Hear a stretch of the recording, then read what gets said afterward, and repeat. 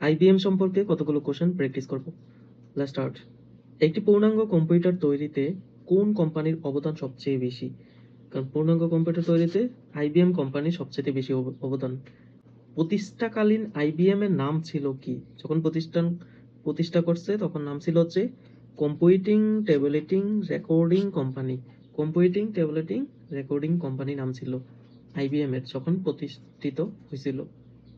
IBM মানে কি? IBM হচ্ছে ইন্টারন্যাশনাল বিজনেস মেশিনস। আইবিএম এর বর্তমান সদর দপ্তর কোথায় অবস্থিত? এটা হচ্ছে আর্মঙ্ক শহরে। বিশ্ববিখ্যাত কম্পিউটার নির্মাতা প্রতিষ্ঠান আইবিএম কে কি বলা হয়? বিগ ব্লু বলা হয়। কম্পিউটারে হার্ড ডিস্ক ড্রাইভ আবিষ্কার করে কোন কোম্পানি? কম্পিউটারে হার্ড ডিস্ক ড্রাইভ আবিষ্কার করছে হচ্ছে আইবিএম কোম্পানি। নিচের কোনটি আইবিএম কোম্পানির আবিষ্কার?